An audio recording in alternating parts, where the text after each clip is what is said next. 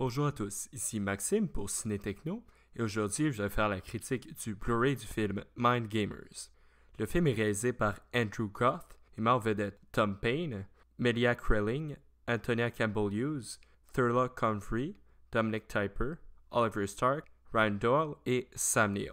Il est distribué par les studios Universal et est sorti en magasin le 2 mai 2017.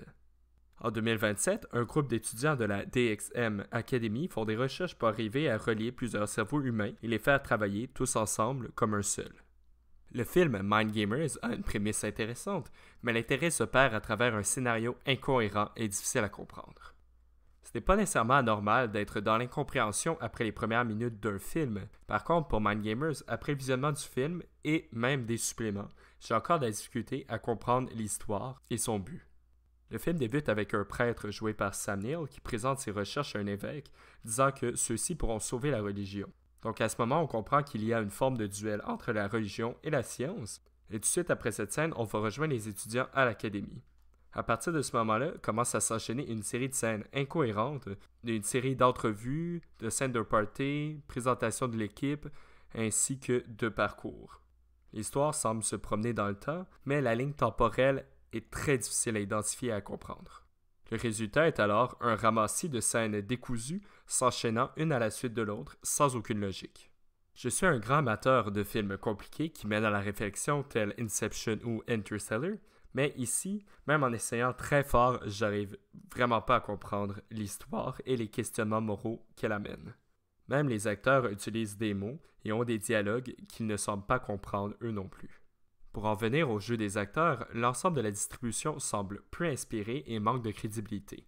Ils se prennent tellement au sérieux, en ayant des échanges dénués de sens, que ça en devient presque cocasse. Malheureusement, je trouve que les acteurs jouent tous dans le même ton, ce qui rend les personnages très peu intéressants, sachant qu'ils sont déjà à la base difficiles à saisir. Je dirais que Sam Neill est le seul à mieux s'en sortir, mais même là, c'est assez difficile. Pour la réalisation, malheureusement, elle contribue à créer de faux drames en faisant des gros plans de visage durant les dialogues entre les personnages. Où le film est vraiment le plus intéressant, c'est au niveau artistique.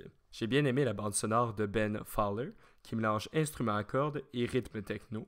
Au début du film, il utilise une pièce de Bach et commence petit peu par petit peu à la mixer en pièces techno. C'était très réussi. Il y a aussi quelques scènes de danse très bien, dont une chorégraphie avec plus de 100 personnes, j'ai cru comprendre 300 danseurs, dansant tous ensemble, synchronisés. Je dois dire, la scène est assez impressionnante. Similaire à la danse, les nombreuses scènes de parcours sont très bien filmées et les cascadeurs sont excellents. C'est la même chose pour les scènes de combat, qui sont aussi très bien chorégraphiées. Ces quelques éléments auraient pu faire un très bon vidéoclip, mais malheureusement, dans le cas d'un film, ça reste difficile à suivre. Et ça n'arrive pas à compenser pour l'histoire incohérente. Pour les décors et les costumes, on a un mélange de vieux bâtiments abandonnés et d'une école futuriste très bien construite. D'ailleurs, durant les bonus, le réalisateur nous fait visiter le plateau de tournage et l'école qu'ils ont construite. Pour les costumes, durant la fameuse scène de danse avec 300 danseurs, les costumes sont vraiment très jolis. Par contre, certains habits de certains personnages semblent peu sortis de nulle part durant le film. Pour la qualité de l'image, on a un beau Blu-ray, plusieurs scènes bien jolies, de beaux effets spéciaux, particulièrement les détails et les couleurs du ciel dans la scène finale du film.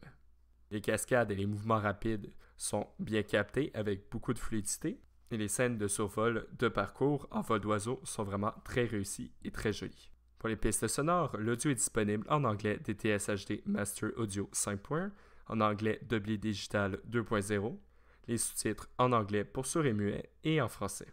Le format d'image est de ratio 2,40 par 1.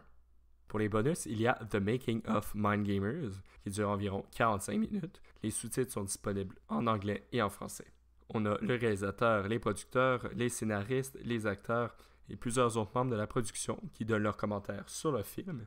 Ils commencent par nous parler de l'histoire, mais assez brièvement. Ensuite, on peut voir leur pratique des scènes de combat et de cascade, la construction des costumes, la construction des décors, plus la visite du plateau, les pratiques des scènes de parcours et de celles de danse.